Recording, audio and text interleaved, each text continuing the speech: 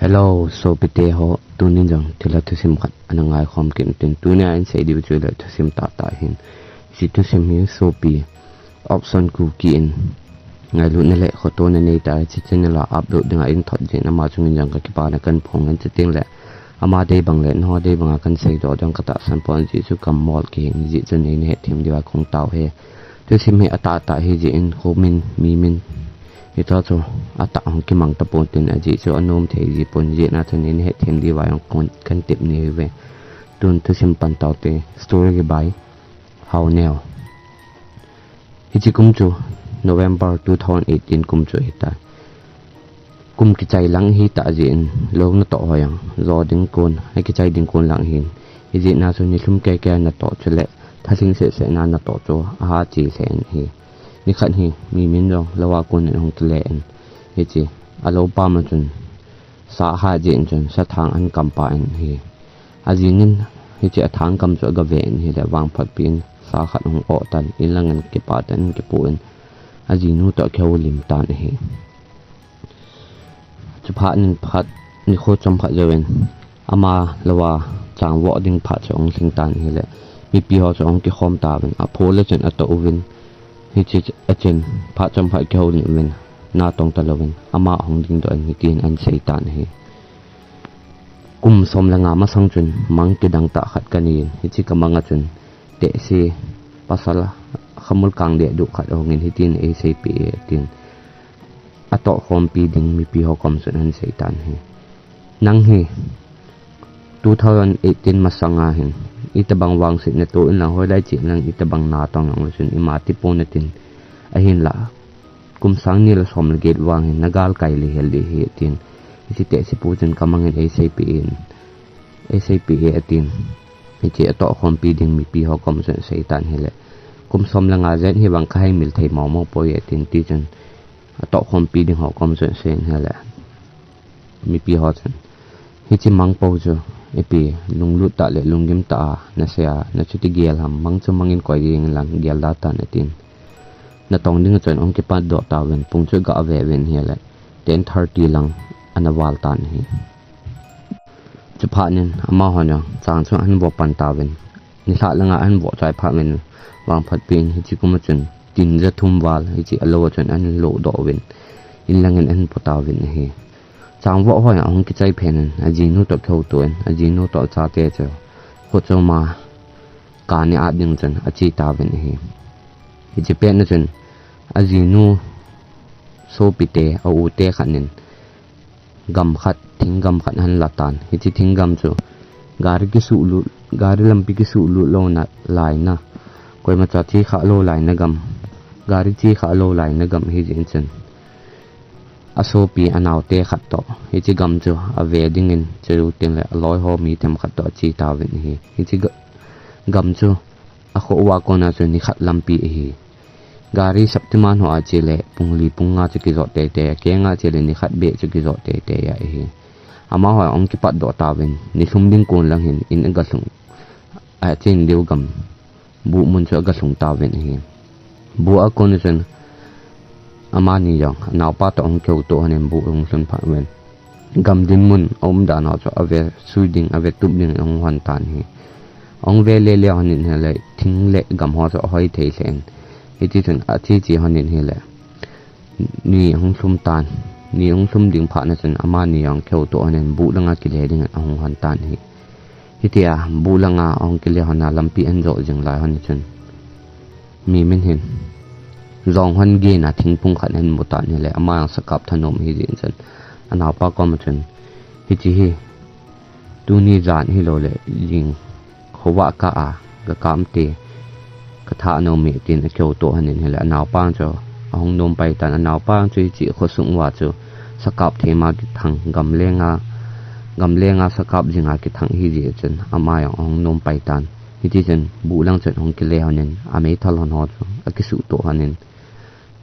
jan hi lo le jing ka le chi ding ki go han tan hi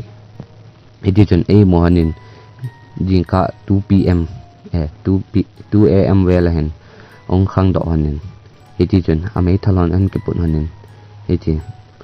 azong kap na ding mun lang han chu an zon han tan hi amun cho hlun ding han phanin nai lut pai lowen lampia chun to hanin berry che manin ti chun pan mun ong kyom to an tan hi le hi mi men hi thing phung gal langa kom langa pangding chun om men ateng la anaw pa cho agal lang khana pangding chun ong kyom to an tan hi he chun apan mun na ding lang han cho ki jo chi on tan hi le mi men cho apan mun thung lo la in jong ho cho avet le tha no me an ka pan tan hi anaw pa chun me thal gin za phana chun ko pa he apan na ding mun ato na mun thungai tan te tin ama no me thal cho an ka wen an ka pan tan hi le jong ho cho azam che tan chu pan chun ama andelin hi le jong khana mo hi chi jong cho ka men hi le pe na chun akitang thu jing chu pan chun ama yong jong adang ho cho aga delin hi che kap li pa se don lowen jong dong ho cho aga del tan hi jong dong ho cho aga delin hi le jong adang ho cho khat cha mai pha khoi pha nya om tapun chu phan cha mai ong ke len hi chi ka jong kap li pen chu ga ki pu nge tin a hong tan hi a kap li na mon chu ong thun phan a jong chu ga ki pu nge tin a ve en hi le hi chi a kap li chu jong hi ta lowen wang se num ten o pa zo cho an kap li tan hi le amayong alung dongin apoyong oponan atiyang azan hi chepha na chun adin namun na chun athimilin athuden tan hi pha cham khoi ophenin ong khang do an hala opa thilong lup na kom lai ta chun na nei moin amayong opa cha okolin anga chun sip ben ha ka na kapmin opa chu apon na se tan hi chepha nin amayong hiti aki so le thu di bon te tin opa cho lampi ge cho an tho den lampi chon akoin bu langa ki le aloi adang ho cha ge he sa ding tin lampi cho an zot pan tan hi idia hong jing la chen opa sa chen an ji pen anung lang cho an support the thu jin mi khanen han ji bangin ama na hen ke ge ve jin hi le koi ma mu ki ji pon ama yang ti za ta le lung ling lau ta hong hi ji chen ati za le en hi opa chen a su ki cha len a sa chen chi thei kal sung thei le hin no a sa in hi kom sung khat an pha ni chen hi chi kom sung a chen tui la ho chen ong ki chon po la pan tan hi hitia koi mi som lo tui la ho ong ki chot po la an chep jing phan chen ama ang ti za walen ana in agi naw bu lang cho ong lung tan lel tan ong lung tan hi ong lung na chen aloi hon yong aloi pa cho ave ven hi le amai so ki chat ti zat lung don lung gim mai so put phan chen ama hon yong anai lut pai ven adong ta ven hi iti ni him ipinong ti hon ham atin adong ta ven hi ama nyo asai go in hi le asai thei tapon anu obengin hiti chen ong kap tan hi chapha na chen aloi hon yong hiti hi thu a boy khan adi do pa mai tan te ti ven aloi pa cho ajen le ven thu cho adong ta ven hi le pha cham khat yo hen an sei do tan hi le thum chan ho cho aman yong aloi ho ko ma cho an sei do pha na chen aloi dang ho cho ati za thei le ven ating le aloi pa ding o chen po na pi thei le ven akingai se le ven hi cho pha na chen ama ho yong sot thei hi lo pha na chen achieving thilong poding chen ahong taw vin ahi ama hoyong ahong win thilong cho ahong po win hi le thilong chen an po lai wa chen thilong an po lai wa chen asa chen an jui kinin an sem pan ki ta win hi kal so mo chi mo li helen an sa ta win an su ki cha le ta win hi khat ve le anui gin an ja win khat ve le akagin azawin iti chen ahong ta win hi thilong lampia an po pha ma chen alang khat langa asan asu ki cha na to alel thei lewen hi alang khat lang ki na thilong ong cho ong gi che chen hoi but tham but san yong ai tapun hi along chu hoi but tham but hi lo pha na chen ama hoyong lunggel khat han nei win hi chi along chu mun khan yen anga win tu teng le ama ho la chen a khau tu win mi khat ho sung mi ko ding in chi dingin ong ki go ho la ta wen hi chu pha na chen ama ho la mi kha chu ho sung mi te ko dingin a chi wen chu pha na chen pha chom pha le ho sung mi te chu ong wen along cho hong po hlavin thi se he lin chen ni hlum sa pai lovin avui do pai tawin a hi alang khat langa ukon thingam nei pa ukon nei pa cha lo langa om pen hin afan cho ke chauda fon khat choi he chi ke chauda fon cho ahong gingin amanyong piam ta aga ave en he la fon mai lai ta san ki chi ten ati palim mithilong cho ong ki ta do tan he chapa na chon amayang along dongin ati zawalin adin namun chen asodenin chompat ati mil tan he zan ai mut pen hin amanga chen hichi mitipa chen hong ki mo sen nang hi kada sa le hel din na chi ne sana ka zui le din pha tin ni tina ko umpi ding ne hi tin ong ki mo sa tan hi le amayang ki chawalin ajing jingin hichi om nangam ju da than in lang khosung lang an ju ta hi khosung an pha chen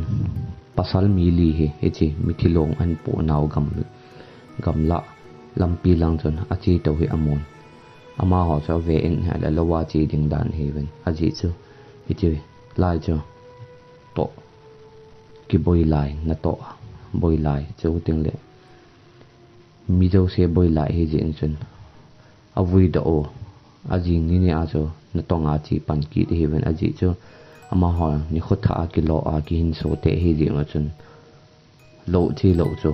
apoi mo en hi ji chun pasal mi li ho cho e chi langa lo langa chi to cho ma nyang ga mo chap min hi mi li ho chi na lampi cho mi thilong an po naw lampi ta chun ki banga e hi cho phan chun mi li ho cho chi wen hi le hi chi go naw gam mun lo cho aga hlong ta wen e le ni sa cho ana hlum go lang he tan hi cho phan chun ama ho nyang lo bo chun alun wen an ki ho no wen hi chi hon chai phat mo chan an cho ne win alel ji wo chan ki chol do ding in alup naw an ki sip to win a ki chol do ta win a hi zan lang in ong khang do win ama ho yo ave win hi ele hi chi amei ti naw kom lai ta chun pasal mi khat vom le lu na alim amai ko hi yang khe thei lo he la vom le lu na to cho amuta win hi ama ho yang chi mu chan ati zawal win u pu ngam yong koi ma cha om ta po win hi phatom pha jo wen hi chi awam le lu ato chu ong mang tan hi chi ong man minute nga jo chun alup naw agi naw bu chung ko chu ong ki khu le ong ki zu le en bu chung ko chu ong ki su po la pan tan hi cha pan chun ama ho ang ki cha wen chun ni chung chon alup nawa aman chao apon ho chale alu khap ho chu an ki chu pi pan ta wen hi le ama ho yo ati zawal wen azun che le yong om ta wen hi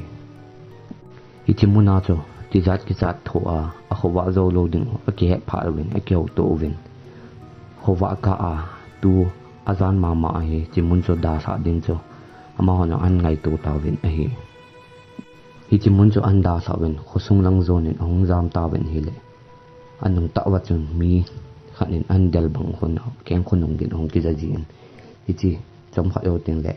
o khat hong ging jin hi chi o chon an nui sa ji wen pha chom kha yo le an ka ji win hong kap ji in ting le khat ve le hong nui jin kha ve ong kap jin ti chon o cho an ja pe ta wen hi tia o an ja pe pha na chon ma ho ki cha wen koi ma cha anu nung diang cho angap ta po wen hi tia ki cha ti zat a tho wa ha sa ta ong thai jing lai wa chen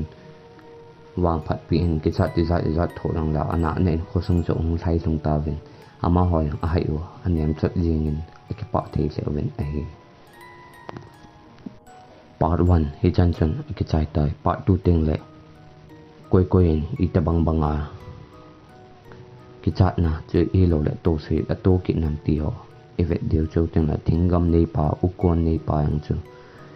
i chan ge ya om pi ai i chan ge ya i alo am ti ho chu pa tu ting ni he deu tan ti tu sim apat na pa ta chai ne ge nen ngai ji na chunga ki pa thu kan sing tu sim ka sei chunga ka sei sunga ka sei khil ka sei wa um le ni ngai dam le na chou ting le tu sim min thot pa de banga ka sei do lo wa yang le tu sim min thot pa yang in he ti ma ni ngai dam ding na chunga khong ta ven tu sem aban nanga ki tau ti ka ki pa